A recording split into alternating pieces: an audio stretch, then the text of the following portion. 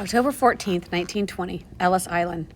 Dear Tova, Ilya got me into such trouble today. We were walking through a part of the hospital we didn't know very well. We heard the d-d-d-d of a machine. Ilya loves machines. He dragged me over to the place where some men were working on a balcony overlooking the harbor. I stepped closer to the workmen. One of them used English words I hadn't heard before. I don't think they were words Mama would want me to learn, but still I was curious. All of a sudden, I realized Ilya was missing. He is never more than a step or two away from me. Now, for the first time in weeks, he had disappeared from my sight. I rushed toward the balcony, calling for him. A little boy could easily fall over the edge into the water. I ran from the balcony to the hallway, then back again, fretting and rushing. The workmen stopped their hammers to stare at me. It took a moment for the sound of their machines to stop inside my head, but then, in the silence, I heard Ilya's high voice, crying out. I turned toward the sound. There stood a row of metal toilet stalls. It was from the stalls that Ilya's voice came. Inside one, I found him. He had his back to me, and clouds of white paper flew over his head, as if some great white bird were descending on him. But it was no bird. Ilya was unrolling toilet paper, an endless ribbon of it. As he unwound it, he laughed wildly. He cried, "Paper! Paper!" I scolded him in Russian. I yelled for him to stop. "Look what you are doing, Ilya! You are going to get us killed! Look how you are wasting the paper!" I grabbed his arm, holding it away, while frantically I started rolling the paper back. I was trying to wind it up so no one would punish us, and I was yelling at him in Russian. One of the workers started toward us. He pushed his big arm into the stall past me and Ilya. The worker ripped out the roll of toilet paper, throwing it over the rail and into the harbor. The white tail of Ilya's unraveling sailed over our heads and disappeared beyond the balcony. The worker looked as though he would next pitch us into the harbor. Well, I grabbed Ilya and I ran with him so fast he cracked his shoulder against a wall. I didn't stop to comfort him. "We're going to get killed," I cried, pulling him, checking over my shoulder every few seconds to see if the man was chasing us. "Don't you ever do that again," I told Ilya, trying to catch my breath. We collapsed on my cot. Nurse Bowen came over. Ilya held his shoulder and wept. "What happened?" the nurse asked, examining Ilya's shoulder.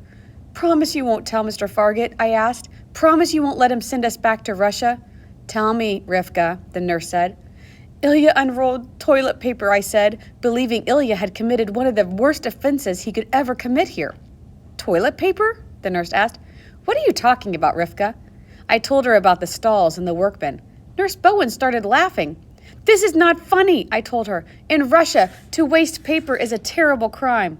"Well, in America, it's not, Rifka," Nurse Bowen said. "There is plenty of paper, toilet paper, newspaper, every kind of paper. Don't worry. We're not going to send you back to Russia over a roll of toilet paper." She told me to tell Ilya that his shoulder would be fine. Already he had stopped crying. Nurse Bowen went away, still laughing. I felt a little insulted that she would laugh at me, but if paper was not so precious here, maybe it was a little funny. Maybe. And maybe I could get some of that plentiful paper Nurse Bowen talked about to write on. Ilya slid the pushkin out from under my pillow. He handed it to me to read him. I said, No pushkin. I'm going to write a poem of my own." "Remember, Tova, when I said I might try? Well, I've been writing a little at the back of our book. There is hardly any room left between my letters to you and my poetry, but still I keep writing, sometimes even in English. It is not very good poetry. Mostly it doesn't rhyme, but I write anyway. I write poems about Russia and Baba Ruth and you and Hannah and coming to America and Ellis Island. I asked Nurse Bowen for some of that paper she was talking about. She gave me a handful. A handful of paper, Tova. The paper alone is enough to draw the words from inside me. I took the paper out and our pushkin outside. Ilya, of course, followed behind me like a shadow. It is pretty here on the island. Across the harbor, tall buildings stand like giant guards, blocking my way to Mama and Papa. I fear those guards will never let me pass. Yet even in my fear, I cannot deny the beauty of this place. The leaves change color just as they do in Berdichev. Geese fly overhead, honking, forming and reforming in the blue sky above Miss Liberty. The sun feels warm on my shoulders, and the smell of autumn tickles my nose. My writing maybe is not as beautiful as Pushkin's, but it comforts me. Ilya likes it too. He makes me read my poems over and over to him. It is nice to have an audience. You didn't know I would turn out to be a poet, did you, Tova? Is that being clever? Shalom, my cousin, Rifka. October 21st, 1920. Dear Tova, The baby with the typhus, the baby I have taken care of since I got here 3 weeks ago, I found her in her crib this morning, Tova. I found her dead. She died during the night alone. I remember how her dark eyes would look straight inside me. She would hold onto my finger with her tiny fist and squeeze, as if she could squeeze my strength into her. I gave her my strength, gladly, all that I could give her. It wasn't enough. I loved that little baby, Tova. Now Mr. Fargett comes in. He says he has let my family know that tomorrow he will decide about my case. So tomorrow I learn what will become of me. Mr. Fargett is called Ilya's uncle. 2. I'm so frightened, Tova. More than an ocean separates me from Berdichev now. Inside me, something has changed. I can't go back. Worst of all, my head has begun itching again. It started a day or so ago. I am afraid to lift off my scarf and look at it. I couldn't bear to see sores covering my scalp again. So the ringworm isn't gone after all. If they check, they will send me back for sure. I should have just remained in Russia as you did, Tova. That would have been the wisest thing of all. The thought of going back across the ocean, across Europe, through Poland, back to Berdichev, it is too much for me to bear. To leave America without ever having a chance at it, to leave Mama and Papa and all my big brothers when I know how much they need me, I can't let myself think of it. Even if I could travel all those miles, even if I managed to find my way back, even if the Russians did not kill me, I couldn't live in Berdichev again. I have lived too much in this big world to go back to Berdichev. Shalom, Tova. Rifka. October 22nd, 1920, Ellis Island. Dear Tova, this is the last letter I will ever write you from Ellis Island. It is almost impossible to believe what happened today. I don't know where to start. I woke up feeling like a lump of wool had caught in my throat. I let Ilya sleep in bed beside me last night. I knew it was probably our last night together, whatever happened. We whispered for a long time in the dark. I told him not to be afraid of America, that he would make friends here, that his uncle would love him and take care of him. I told him that in Russia he would always be a peasant. That would never change. He would die young just as his father had and maybe leave a little boy just as his father had left him. I told him in America he could grow up to be anything he wanted. He could have a wife and children and live to be an old man and see his grandchildren born. He said if he would stay, if he could marry me. That made me smile. I'm glad it was dark so he couldn't see. I didn't want him to think that I was making fun of him. I have learned so much about America in these 3 weeks. It is hard to believe I got so upset over Ilya and the toilet paper just a few days ago. I laugh about it now. I understand so much more. Yet, as I woke this morning with Ilya curled up beside me, I wondered what good would come from my understanding. What chance did I have of staying? Not only did I have no hair, but the ringworm had returned. Every second I had to remind myself not to scratch at the ringworm. Ilya had American within his grasp, but me, I held nothing. I held only Russia. Mr. Fargett, the man who makes these decisions, came into the little office beside the ward. He called Ilya in first. Ilya gripped my hand and pulled me into the office with them. Mr. Fargett and Dr. Askin discussed Ilya, examined him. Mr. Fargett noticed that Ilya had gained weight. Ilya's uncle sat in a chair nearby. He was such a little man, with thin blonde hair and stormy eyes, just like Ilya's. My family, my whole beautiful family, Papa and Mama and Saul and Nathan and Asher and Reuben and Isaac and Sadie and the little baby Aaron, they were all there too. How I longed to be with them. I looked at each of them, memorizing their faces. My brothers Reuben and Asher and Isaac, I would have known them anywhere. Isaac and Asher look just like Papa, and Reuben, he looks like me. When they first arrived, I hugged and kissed them all. I whispered to Saul, "Did you get the candlesticks?" He said, "Yes, Rifka, but I have not given them to Mama yet." "What are you waiting for?" I asked. Saul shrugged. Now I could only look at my family from a distance. Ilya needed me. Ilya's uncle cowered under the giant shadow of my family. When Nurse Bowen passed him, his hair lifted off his high forehead in the little breeze that she had made. He held his hat in his hand, his fingers itching around the brim over and over again, his shoulders hunched. It looked to me like he needed Ilya as much as Ilya needed him. Mr. Fargett said, "This boy shows minimal intelligence. He doesn't feed himself. He doesn't speak. Has there been any change since his last review, Dr. Askin?" The doctor said many things, but the more he talked, the more clear it became he didn't know Ilya at all. He believed Ilya was a simpleton. Ilya could read Pushkin. He was smart enough to figure out if he starved himself, he'd get shipped back home. That's not a simpleton. They couldn't send him back for being a simpleton. Mr. Fargut pushed his glasses up on his nose and leaned over his desk to peer at Ilya. "Can you speak?" he asked in English. Ilya stared straight into Mr. Fargut's eyes, but he said nothing. "He doesn't understand English," Nurse Bowen said. Mr. Fargut nodded. "Find someone who can translate." "I can," I offered. Mr. Fargut looked over his glasses at me. "Ask the boy if he can talk," said Mr. Fargut. "Talk," I told Ilya in Russian. Ilya glared at me. "Ilya, talk!" Ilya slowly shook his head. "Go get my Pushkin," I told Ilya. He looked up at me and brushed his blonde hair out of his eyes. His uncle looked up at me too, startled. "Go on, get the book," I repeated. Ilya was being as stubborn as ever. He stood in his place and refused to move. "Ilya," I commanded, "go over there and get the book of Pushkin, now." I pointed toward my cot. Ilya stared at me with those stormy green eyes. Then he lowered his chin, brushed past his uncle, and got the book. "Ilya is a smart boy," I told Mr. Fargut in English. I looked down at Ilya. "Read to them," I ordered in Russian. "Show them that you are smart enough to live in America. I know how clever you are, Ilya, but Mr. Fargut needs to know. Your uncle needs to know, too."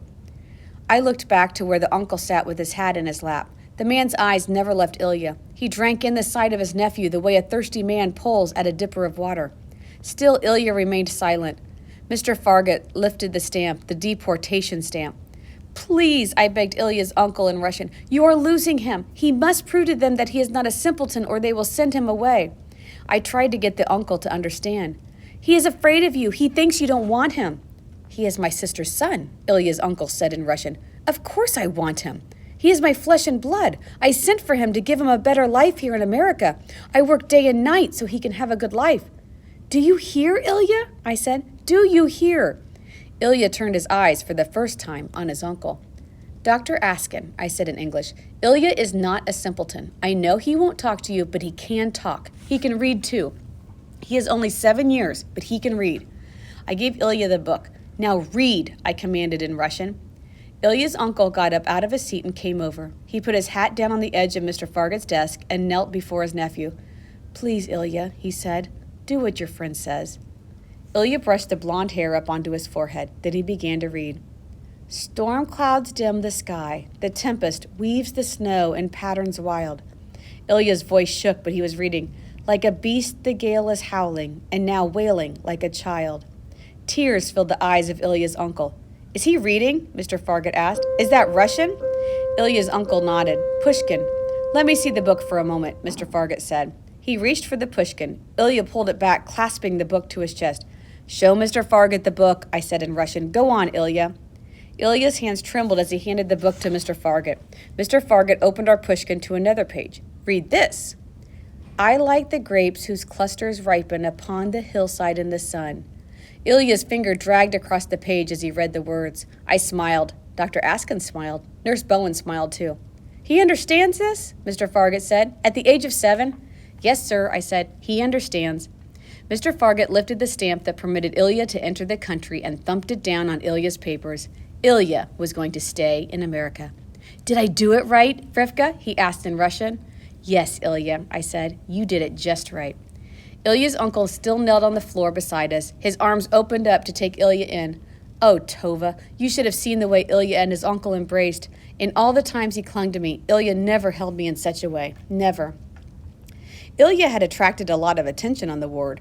No one but myself had ever heard his voice. Now there he was, reading Pushkin. Other nurses and doctors came over. They stood around in wonder at Ilya, now jabbering in Russian as he led his uncle back to his cot. I could not listen to what they were saying. The time had come for my review. My family waited tensely, some sitting, some standing, waiting for a decision about me. If only I could meld into their tight, strong circle. But now, as I had so often over the last year, I stood alone. Mr. Fargut was talking with Dr. Askin about me. He wanted to know about the ring room. "She arrived fully cured," Dr. Askin said. "They made sure she was clean in Belgium before they sent her." "Please," I prayed, "don't let them check for the ring worm now." They hadn't checked in over a week. I'd shown no sign of being infectious for so long, they believed the ringworm was gone. I bit the insides of my cheeks to keep from scratching my itchy scalp. In my head, I repeated Sister Katrina's prayer. I repeated a few Hebrew prayers, too. Mr. Fargut turned to Dr. Askin. What about her hair? Is there any sign of growth? I slipped my hand up to my kerchief and gave a quick scratch. I tried not to, but I couldn't keep my hand away from it. It itched so badly. It had been itching all morning. Here, Rifka, Dr. Askin said kindly, starting to unknot my kerchief. Let me look once more to see if there is any sign of hair. I pulled away. Oh, Tova, if ever I needed to be clever, it was now. You know, I said, what does it matter if my hair grows? A girl cannot depend on her looks. It is better to be clever. I learned to speak English in 3 weeks, you know. Yes, I know, Mr. Fargut replied. I help here, too. I said, I am a good worker. Mr. Fargut's eyeglasses slid down to the tip of his nose, and he stared over them at me. Not very modest, is she? They all laughed. It is true, I cried. I am a good worker. You are, Rifka, Dr. Askin agreed. He turned to Mr. Fargut. With the right opportunity, the girl could study medicine. She has skill and talent. In your opinion, then, Mr. Fargut said, she would not end up a ward of the state? Who can tell, said the doctor, but the opposite is more likely. I have seen her care for the patients. Compassion is a part of medicine you can't teach, Mr. Fargut. Compassion is a quality I have often seen in Rifka. Look what she did for the boy.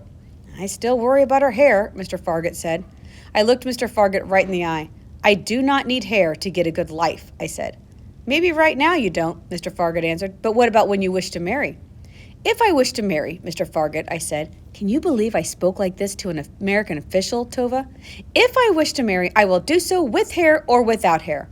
I heard Mama gasp. This much English she understood. Mr. Fargut leaned forward to study me. He stared at me through the glasses balanced at the bottom of his nose. You have plenty to say, young lady, Mr. Fargut said. Yes, I agreed. I do. Oi, Rifka, Mama whispered. I turned toward Mama. What I saw, though, was my brother Saul kneeling beside Ilya. Ilya and Saul were looking at the book of Pushkin together. Then Saul stood and took Ilya's hand, and they approached Mr. Fargut. Yes? Mr. Fargut asked. Ilya looked up at me. Read to them, he commanded in Russian. Ilya, that will not work for me, I told him in his own language. They already know I can read. My case is not the same as yours. Read to them your poetry, Saul said, the words you have written in the back of this book.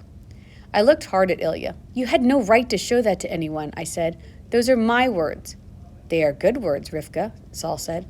They are nothing, I answered. Simple little poems. They don't even rhyme. What good would it do to read such things aloud? Leave it be. Ilya would not leave it.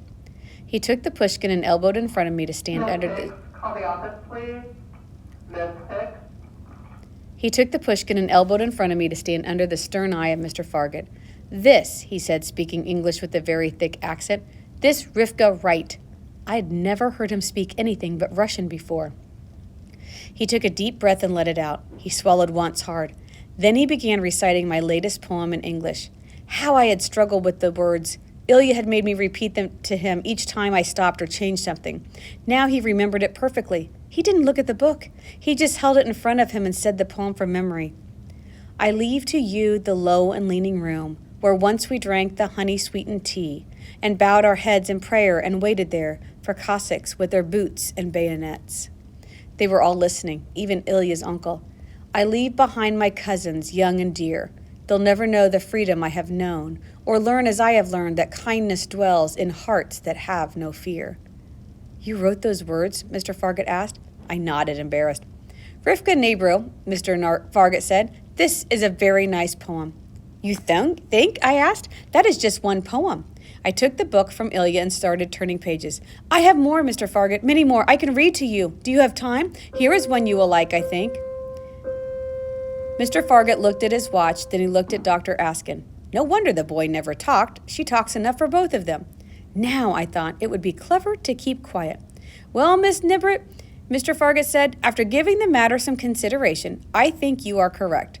Whether you wish to marry or not is no business of mine. He turned to Dr. Askin. Heaven help the man she does marry. Turning back to me, he said, I have no doubt that if you wish to marry, you will manage to do so, whether you have hair or not. Then he looked over to Mama and Papa. Mr. and Mrs. Nebro, these are your daughter's papers. With this stamp, I give permission for her to enter the United States of America. My heart thundered in my chest.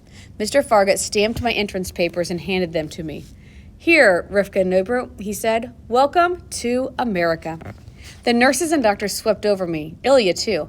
Best of all, my family, my beloved family, Saul, Nathan, Reuben, Asher, Isaac, Mama, Papa, Sadie, and little Aaron. There was such a commotion with all the kissing and the hugging I could hardly breathe. Then I felt something that made me stiffen with fear. In all the kissing and hugging, someone had loosened the kerchief covering my head. I felt it slipping off. I tried to get my hand up to hold it onto it, but Dr. Askin held my arms. He enfolded me in a crushing hug, and I felt the kerchief sliding down, inching away from the sores it covered to betray me. The kerchief, as Dr. Askin let go, dropped around my neck, settling on my shoulders like a heavy weight. With my head exposed to the air, it itched worse than ever. Quickly, my hands flew up to replace the kerchief. I swept it back up in a matter of seconds, trying to cover my head before anyone had a chance to see my scalp. I wasn't fast enough. Towering over me as he did, Saul had seen it. Dr. Askin had seen it too. They stared down at me. "Rifka, your head," Saul said.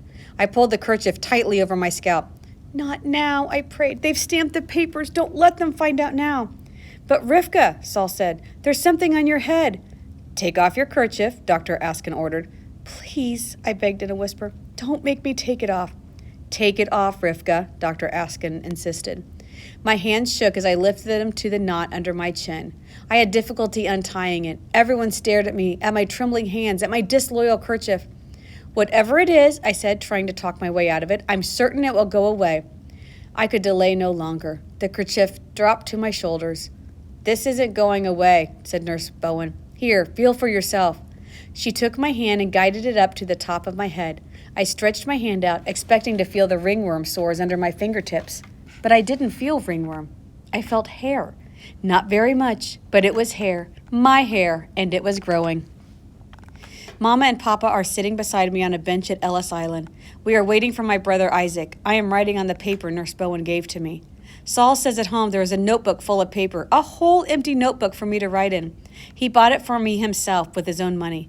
And at home is a pair of brass candlesticks, he said, a pair just like the ones Mama used to own. Tonight, Saul said, tonight I would give them to her. On my head is the black velvet hat with the shirring and the light blue lining. My head still itches, but Nurse Bowen said that is normal, that often the scalp prickles when new hair grows in. Mama's gold locket lies softly between her breasts again where it belongs. Around my neck is a small Star of David on a silver chain, a gift from Mama and Papa. Saul said this is what you would like the most, Mama had said when she gave it to me. Saul was right, I said, and I kissed Mama and Papa on their hands, first one and then the other. My brother Isaac has gone home to Borough Park to bring his car. He said, "Never mind the trouble. My sister Rifka is going to enter America in style." "A clever girl like me, Tova. How else should I enter America?" "I will write you tonight a real letter, a letter I can send. I will wrap up our precious book and send it to you too, so you will know of my journey. I hope you can read all the tiny words squeezed onto the worn pages. I hope they bring to you the comfort they have brought to me. I send you my love, Tova. At last, I send you my love from America. Shalom, my dear cousin, Rifka."